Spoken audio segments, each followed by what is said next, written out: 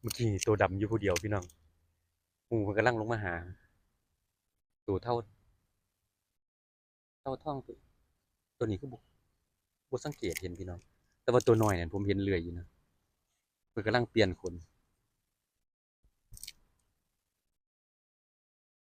อยากคล้ายๆเจ้าตุยนุ่ยพี่น้อง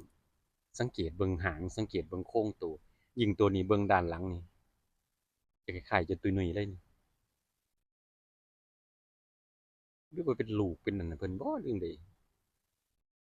เพราะว่าโซนนี่เป็นโซนของเจ้าตุยนุ่ยพี่น้องที่ผมมาถ่ายทำคลิปวิดีโอเรื่อยๆแต่ว่ามามื้อนี้ยังบ่เห็นเจ้าตุยนุ่ย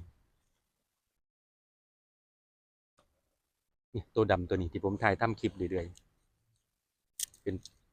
กระรอกตัวหนึงที่ให้มุมกล้องให้รู้จักมุมกล้องพี่น้องปานนักแสดงเพิ่นได้เพิ่นนะแม้แต่แล่นลงไปก็ยังหันข้างให้เขาถ่ายงามๆตัวน้อยขี้ดื้อ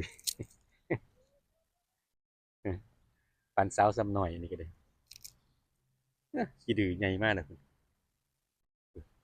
เสือลายเสือลายมากนะพี่น้องตัวนี้ก็งามเด้พี่น้องเป็นกระรอกตัวหนึงที่ค่อนข้างงามแต่มือนี่เป็นค่อนข้างขี้ย้านครับเด็กน้อยออกมาหลาย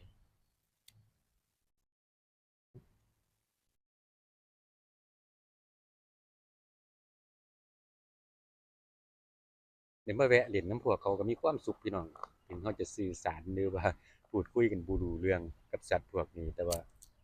เขาก็ยังคงความน่ารักมานั่งเล่นมานั่งให้อาหารเพิ่นเขาก็มีความสุขไปอย่างนี่กระรอกดำตัวนี้ที่ผมว่าเพิ่นให้มุมกล้องดีพี่น้องสังเกตเบิ่งผมไปนั่งอยู่จุดใดอยู่ในสวนก็จะนํไปเรื่อยๆพี่น้องหากินไก่เติบแต่ว่าบ่ค่อยดื้อพี่น้องเพิ่นก็บ่ค่อยดื้อเป็นกระรอกที่น่ารักตัวหนึงเลยเมื่อก่อนนี่ผมไปนั่งเล่นอยู่โต๊ะปิกนิกด้านบนนํผมไปปีนโต๊ะปิกนิกขึ้นไปหาผมไปนั่งหน้ากล้องผมเป็นกระรอกที่ค่อนข้างหูจักมุมกล้องพี่น้องหูจักมุมกล้องหูจักหม่องแสดงจะแตกต่างจากตัวอื่น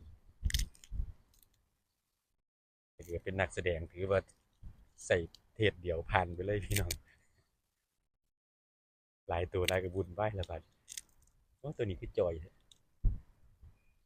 เนี่ยผมว่าเป็นกระรอกที่กระไข่จะตัวหนุ่ยพี่น้องสีหางสีโตแล้วก็